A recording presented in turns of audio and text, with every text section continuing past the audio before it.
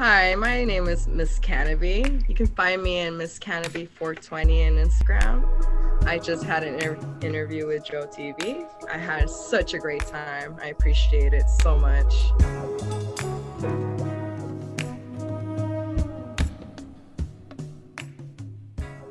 Welcome to My First Time, the show about your first time getting high on marijuana. I'm your host, Mike Freeman with Joe TV. Today, I'd like to welcome our guest, Miss CannaBee. How are you? Hello, how you doing? I'm doing well, thank you. You can find more of Miss CannaBee on Instagram at Miss CannaBee 420, as well as Vanys Nature. So we'll have all the links down below. So Miss CannaBee, thanks again for coming on the show. Let everybody know where you are located and a little bit of what you provide for the Canna fan. All right. Well, I appreciate you having me, first of all. And I'm located in San Diego, California. So, a lot of city folks where I live at, National City area.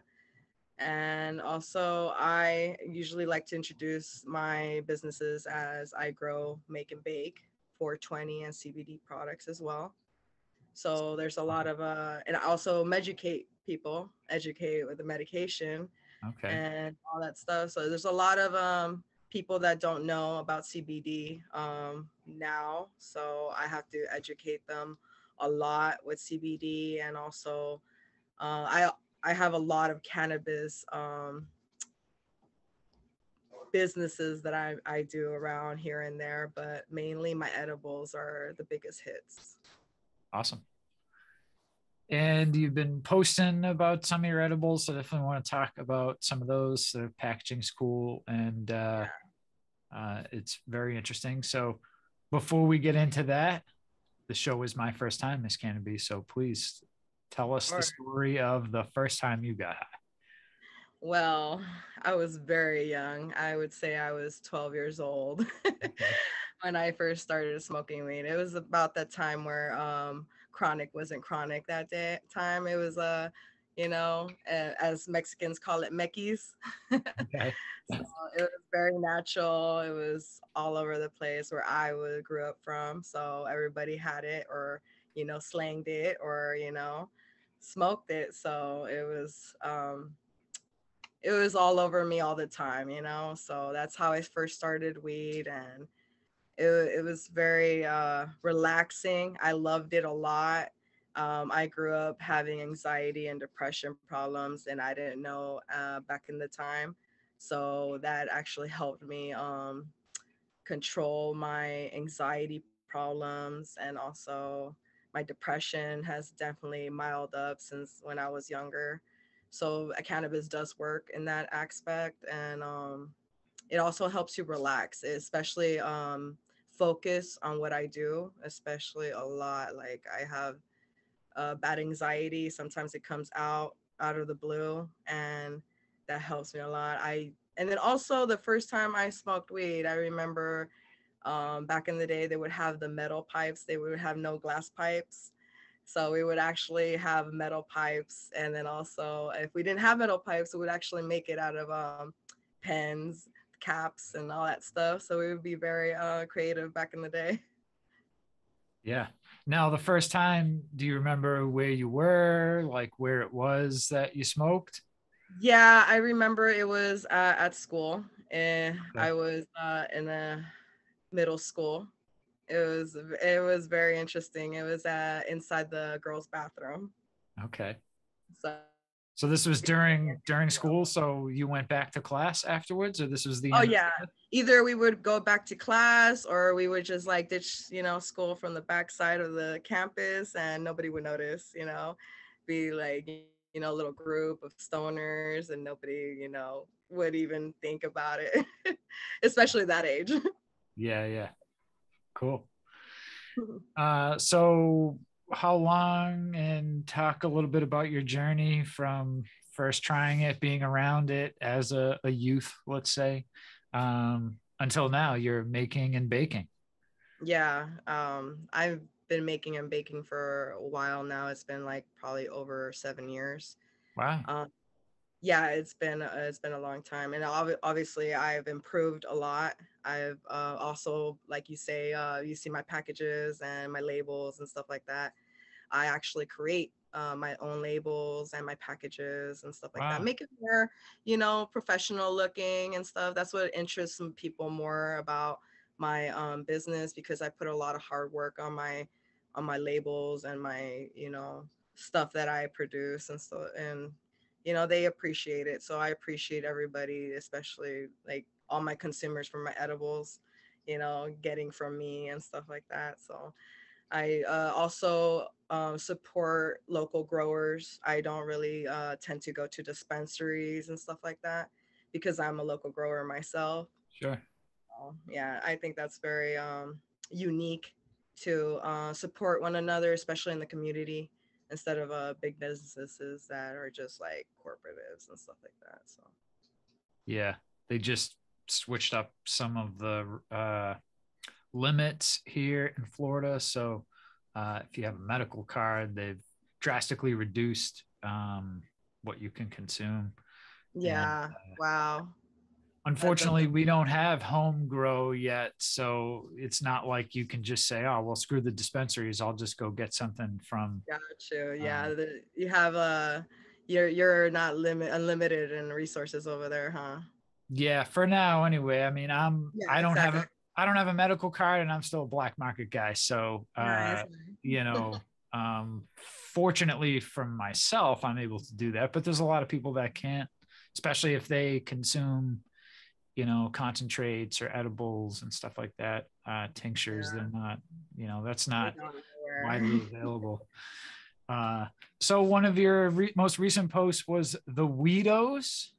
Yeah. This is like Those are hot my Cheetos. medicated hot Cheetos. Yeah. Okay. So it sounds like you have a Mexican background. Yes, I'm Iberian and Mexican, so I Okay. have Mexican background as well. Yeah. What was it? An Avarian? You Oh said? yeah. I was saying that I'm Iberian and Mexican. So Iberia, my part of Iberian, it comes from Spain. It's like a little small part of Right. Spain Okay. on the east side. So it's not. That's how I found out. I went through a 23andMe, so I was like, oh, okay, I guess I'm Iberian. I'm mostly Iberian than Mexican for sure. Okay. Well, I ask because Mexicans and make some hot stuff. So is this? Oh yeah, I love my spicy food. Yeah, yeah. Yeah, Um, I also make medicated tapatio too. So oh wow. Okay. mhm. Yeah, there's some really great, there's an authentic Mexican food place right here where I live. And it's awesome. We love going there. And then there's You another gotta one right up have the street that we just found. that. Yeah. So we there's great Jamaican food here. There's great Mexican Oh, food here. Um, nice. and then when you get more into, I'm in Orlando, so the more you get downtown, the more specialized it is, I guess. Yeah, I heard that Orlando has more of the foodie places there, so that's really cool. Yeah, lots of foodie places. It's not cheap either, but No, munchies ain't cheap. yeah. The Mexican food place we go to, I'm spacing on the name right now. A Koi Taco. Um, Oh, interesting. it's reasonably priced. It's not a huge place, so maybe it fits like 10, 12 people inside, another dozen outside. So it's great for pickup, or if you want to go there real quick and get something. Um, Decent. and Decent. Sounds like Robert. it's been around a long time. It's awesome. So Mm-hmm. but I went to San Diego as a kid. I don't remember, or nor have I gotten like the real authentic Mexican Oh food. yeah. Yes, I think like to be honest, just Mexico has the most authentic, food of Mexican food, especially. Over here, they try to make it authentic, especially bringing the restaurants from Mexico over here. But to be honest, to me, like authentic comes from the actual heart of the place. Right, sure. Mm-hmm. So is that your thing, the hot stuff? or I do hot stuff. I actually do a lot of edibles, from gummies to cupcakes to cookies to okay. everything you can think of. If you just custom order from me, I just do it all, because I even do cannabis coconut cooking oil. So people Okay. will make their own cannabis at home. I, teach a little bit to people that are like new in cannabis, especially consuming in edibles, because it's a different high. So I have to, like, figure it out, what's their portion and what they can handle. Right. Yeah. Have you done edibles? I occasionally do edibles. Okay, okay. I guess I have a odd tolerance for edibles because I've taken 50, 100 milligrams and they don't have a huge effect on me. Um, but a buddy of mine, he was out in Cali. Now he's back in Massachusetts, but Kush Cake Pops. Oh, Um, yeah, I used to do those. And then the hot chocolate bombs pops too. yeah, the Kush Cake Pops. He gave me a 50 milligram one of those a long time ago. And he said, don't drive anywhere, don't do it. And I'm like, come on, dude, 50 milligrams is my nothing. buddy and I split it. He took 25, I took 25. That was the first time I only ever really felt it. Actually, it might have been 100 milligram, and then we each took 50. That makes more sense. But Yeah, it is. um, yeah, I mean, I'll take some. I've got some HHC gummies now. Nice. We went to a cannabis festival in Tampa about an hour from here a few weeks back, and they give out samples like crazy. So uh, I definitely tried some, but my girl doesn't smoke. She's a nurse, so she can't Oh, really okay. Yeah, do too yeah. much. But when she has migraines and other issues, I try to save the gummies for her just so they can help her out a little bit. But The THC, or would they be CBD for her? mostly CBD. Some of them are 1-to-1. Um, Sometimes she does take THC, but she tries not to a lot just in case she ever has to get tested. But That's um, weird. Well, at least she, knows that CBD doesn't harm her. There's some people that are very hard-headed or not open-minded in CBD. yeah, there's still that weird stigmatization with Of course. the plant in general. Is it, you think mostly older generation or all across the spectrum? To be honest, it's mostly older generation, but to be honest, I've had younglings also tell me like, "Oh, will this get me high?" Like I said, I have to educate people about CBD so that way they know that it doesn't get you high; it just gets you the benefits of the marijuana. So it's just a lot of people that have insomnia, like headaches, like stuff that have issues, and they rather take pills instead of CBD. So I'm trying to like push that through and tell people that CBD doesn't harm them, doesn't get them high. It's just the benefits of all, like, the good things of marijuana that provides for you without getting high without the THC. Yeah. Yeah, I found it's the older generation now that I'm from Massachusetts, so I still have a lot of friends and family there. And Yeah, since it's super close 100% by. legal, they talk and joke about, you know, uh, my dad's 81. He's like, oh, this, my buddy, he took his weed, he feels a lot better. And I said, well, what did he take? And come and find it, it's CBD. I'm like, no, he didn't get high, He you didn't know, get high. it made him feel better. Great. Awesome. That's what it's Yeah, supposed to do. yeah, But, exactly. you know, uh, Yeah, it's just people that just go to the assumption that it gets you high, and I'm like, no, I don't sell that. If it gets you high, I wouldn't risk that for somebody. They have to, like, just know what they're getting for sure from me, because I was like, yeah, I'm not trying to sell anything. That's not it. yeah. And I think part of it speaks to, where we are with our media, especially, where, I mean, you watch any news program and there's all kinds of pharmaceutical companies advertising on there. So Oh yeah. they're not coming out and saying, oh, I tried CBD, or hey, let's bring on, and I think especially with that older generation where they still sit down to watch the 6 o'clock news, the 8 o'clock news, whatever it is. If it's not on TV, then I didn't hear that, I've never heard of this before. Exactly. And Because I grew up with my grandmother, and she's 83 now. She's hardcore Christian, and I grew up with that mentality of hardcore Christianity, and how stuff and how that stuff relates, that you shouldn't be taking drugs. And to be honest, it took me 2 3 years for my grandmother to stop taking pain medication, and for her to open up and be open to CBD. Till this point, she still doesn't openly talk to people about her using CBD products, but she honestly uses it more than any painkillers for her arthritis and for her high blood pressure and stuff like that. So I'm very happy for that. So that's why I'm like saying to older generation to not be scared of this. This is really good. It doesn't get you addicted. Even the ointments are better off than the things that they prescribe for you and the doctors. So I'm yeah, like, it's way better.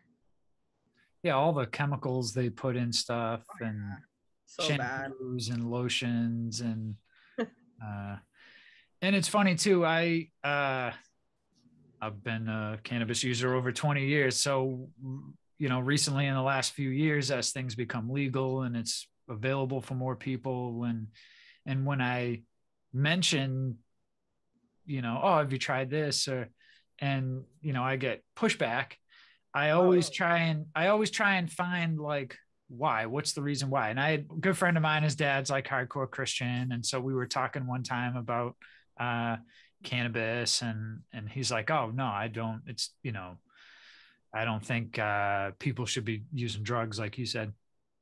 And I said, Exactly. well, it's a lot different. I said, you drink coffee, that's considered a drug. And I said, that comes from a plant. I said, I don't know the Bible. I said, but uh I don't remember anyone telling me that in the Bible it says don't use this, or does it mention cannabis or marijuana in the Bible? Does it mention? I It said, supposedly does. It's supposedly that the God gave you plants for you to use it, so that like they consider that to any plant, so that considers cannabis as well. yeah, and that's exactly what I said to him. I said, well, didn't God put this plant here for us to use? I mean, you know, uh, did God make an aspirin plant? And did we just, no, some scientist made aspirin and you have no problem consuming and ingesting that. So I always try and find like what's that person's, what are they objecting to?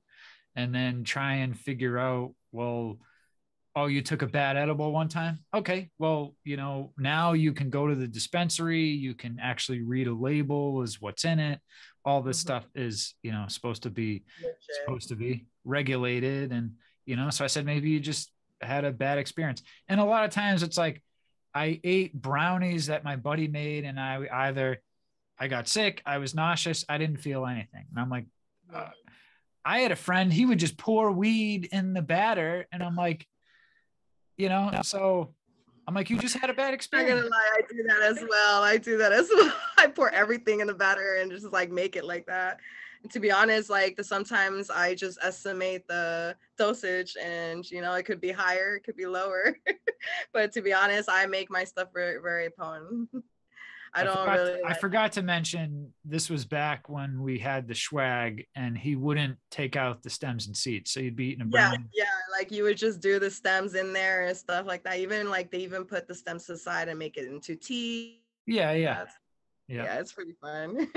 You used to yeah, chew on the stems like if there was toothpicks and stuff like yeah, that. yeah, It was yeah. fun.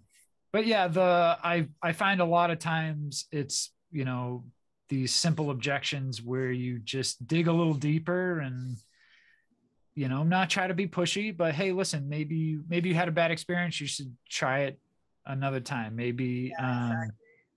it Once is not enough. Like if somebody tells me that they had a horrible time in an edible and it was just one time, I'm like, you should try it again.